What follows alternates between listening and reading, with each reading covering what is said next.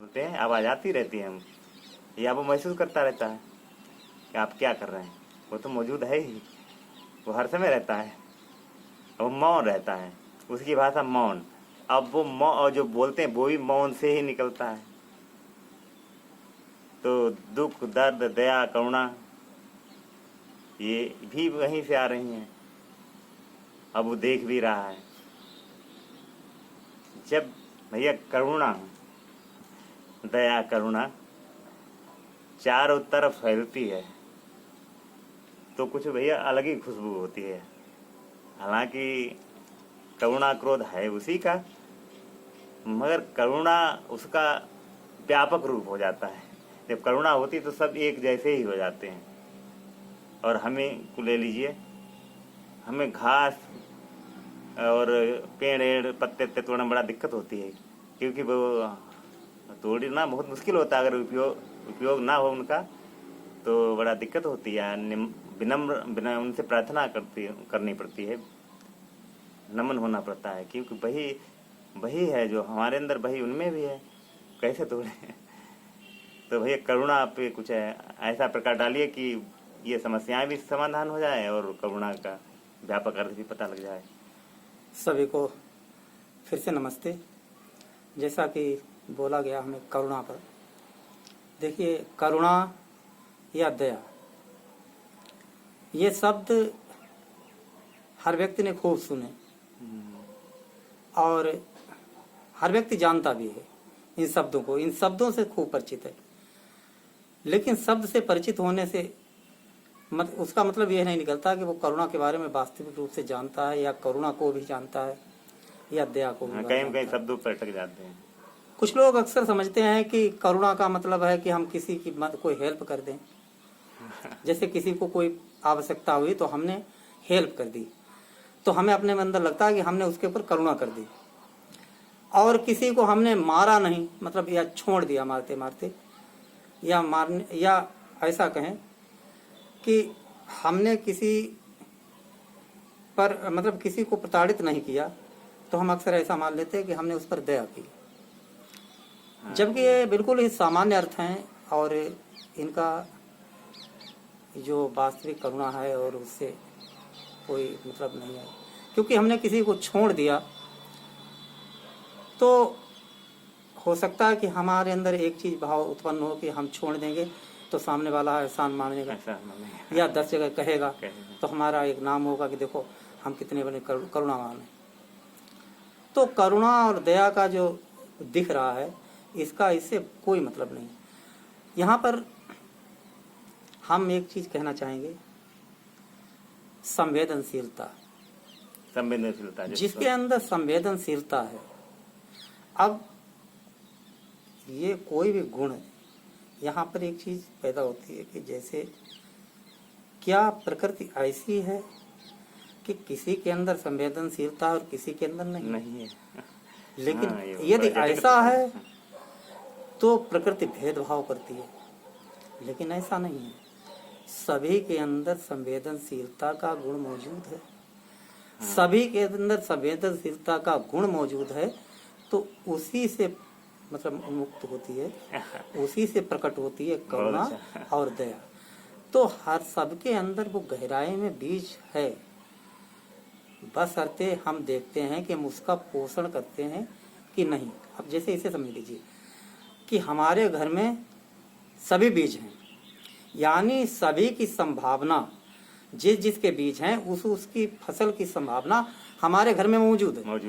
लेकिन फसल उसी की होगी जिसे हम पोषण, जिसे हम जमीन में डालेंगे और उसकी जो भी आवश्यकताएं उसके पोषण के लिए, उसके ग्रो के लिए, उसके उसके उगने के लिए जो चीजें आवश्यक होंगी और जिसे देंगे वही चीज प्रकट होगी। मान लीजिए 4 अनाज के बीज मौजूद हैं, लेकिन जो खेत में डालेंगे फसल उसकी होगी। बहुत अच्छा। ठीक इसी प्रकार से संवेदनशीलता का गुण होता है, लेकिन हम संवेदनशील होते कहाँ हैं? जब हम संवेदनशील नहीं होते हैं तो फिर ये चीजें किनारे हट जाती हैं। फिर तो करुणा और दया की बात करना ये सब बेमानी हो जाती है, क्योंकि फिर हम बातें सिर्फ करते हैं, लेकिन होती नहीं करुणा। हाँ, अधिकतर करुणा नहीं होती है, ना ही दया होती है। अब करुणा क्या है हम आपको बताएं। जैसे कोई भी प्राणी है, सभी प्राणी की जब कोशिकाएं समान हैं, उनके अंदर की क्रियाएं समान हैं, तो उनमें भेद कहाँ रहा। अब चूंकि हम उन प्राणियों से अपने को अलग कर लेते हैं, जैसे हम मनुष्य हैं तो हम समझते हैं कि हम सिर्फ घर में रहने के लिए पैदा हुए, हम बीमार न होने के लिए पैदा हुए, हम सब प्रकार के भोजन करने के लिए पैदा हुए, हम भूखे सोने के लिए बिल्कुल पैदा नहीं हुए। यानी सभी का सभी रिजर्वेशन हमारा है। फिर हम टुकड़े किसी को डाल देते हैं। जैसे अब चूंकि सृष्टि सभी प्राणियों की है, सबका अधिकार है, सभी का बराबर अधिकार है। हमने सारे अधिकार अपने अंडर टेकन कर लिए, हमने अपने अंदर मतलब अपने अधिकार में ले लिए। फिर हम क्या करते हैं कि हम उनके अधिकार का हमने पूरा हनन कर लिया। फिर हम अपनी तरफ से एक टुकड़ा भी डाल देते हैं और एहसान जताते हैं। यहाँ पे सब ये करुणा भैया नहीं, ये करुणा नहीं, लेकिन ज्यादातर यही चल रहा है, यही चल रहा है। हमने सारे जंगल छीन लिए, यानी पूरी सृष्टि हमने कब्जा कर ली है। मनुष्य अपने आप में श्रेष्ठ समझता है। लिखा भी है शास्त्रों में कि मनुष्य योनि जो है वो 84 लाख योनियों में सर्वश्रेष्ठ मानी गई है, कर्म के आधार पर, पता नहीं किस किस के आधार पर। लेकिन मनुष्य के अलावा यदि किसी अन्य प्राणी से पूछी जाए कि 84 लाख योनियों में सबसे निकृष्ट और भ्रष्ट योनि कौन सी है, तो शायद यदि वो बता सकते तो कहते, क्योंकि मनुष्य योनि से ज्यादा खतरनाक। और जानवरों से पूछा जाए उनका जवाब हाँ, किसी जानवरों से पूछा जाए कि सबसे ज्यादा भ्रष्ट योनि कौन है, यदि वो बता सकते तो कहते कि मनुष्य से ज्यादा खतरनाक और दूसरे का हनन करने वाली इससे बड़ी कोई दुख ज्यादा मनुष्य ने ही लग रहा पहुंचाए। हाँ, जंगल कट गए। अब यहाँ पर हम मेन टॉपिक पे आते हैं कि हम कैसे उस गहराई में, उस मूल चीज में पहुंच सकते हैं। हम संवेदनशील हो करके, जैसे अब कुछ लोग दान करते हैं, गाय को रोटी खिलाते हैं, तो उन्होंने पढ़ रखा है कि इसके करने से पुण्य मिलता है, व्यापार हो कुछ गया। लोग हाँ भिखारियों को डाल देते हैं, वो कहते हैं कि तुम 1 लाख दोगे वो 10 लाख देगा, तो उसका लालच होता है। किसी को स्वर्ग का लालच, किसी को परमेश्वर का लालच, किसी को धन संपत्ति वैभव मिलने का लालच, यानी किसी को कुछ न कुछ के लालच में वो पुण्य करता है, दया दिखाता है, करुणा दिखाता है। ये व्यापार की भाषा हो जाती है, व्यापार हो जाता है एक तरीके से। लेकिन जब संवेदनशील होते हैं तो उसके और अपने के अंदर भिन्नता खत्म हो जाती है, यही भैया करुणा, एक रूपता हो जाती है। फिर उसका किसी भी प्राणी, यहाँ तक कि चलते हुए कीड़े का भी किसी प्रकार का दुख अपना दुख हो जाता है। आप देखेंगे एक टच करेंगे सींग से तो भाखड़ा होता है, उसमें भी वैसे ही जैसे हमारे अंदर बिल्कुल सेम एक ही जैसे। यहाँ तक कि भैया पौधों में भी अब तो खोज जब गहराई से जाते हैं तो पौधे में भी भिन्नता खत्म हो जाती है। लेकिन सबसे पहले भिन्नता खत्म करने के लिए हमें सजीव प्राणी, क्योंकि जो दिखता है वहां से शुरू करनी पड़ती है। ज्ञात से अज्ञात की तरफ रास्ता मतलब तैयार किया जाता है। तो कम से कम जो चीज ज्ञात है, कम से कम जो ज्ञात है, इसके लिए जरूरी है कि हम उसके भाव को समझें, धीरे धीरे उससे संबंध स्थापित करें, संबंध जोड़ें, आत्मीयता के, आत्मा के, भिन्नता खत्म हो जाए। जब भिन्नता खत्म होगी तो संवेदनशीलता पैदा होगी। वो और हम कहीं भी अलग नहीं। 1 मिनट के लिए ये भी सोच के देखें कि कहीं उस जगह हम थे या होते क्यों, हो सकते थे, हो सकते हैं। जैसे लहर होती है, एक प्राणी खत्म होता है, दूसरा पैदा होता है, दूसरा खत्म। हम वही हो सकते हैं। जब वही हो सकते हैं तो हमारा ये ऐश्वर्य वैभव और उसका खेत में होना दोनों कितने प्रकार का भिन्न हो जाता है। लेकिन वाकई में भिन्नता बिल्कुल नहीं है। जब भिन्नता नहीं है तो हम बिल्कुल उससे अलग होने की आवश्यकता नहीं है। हमें मनुष्य बनकर उससे अलग कि हम हैं, वो है नहीं। वो और हम कहीं भी अलग नहीं है। और जब ये भाव आ जाता है तो संवेदनशीलता पैदा होती है। और संवेदनशीलता पैदा होने के बाद फिर आप उसके कष्ट देख नहीं सकते।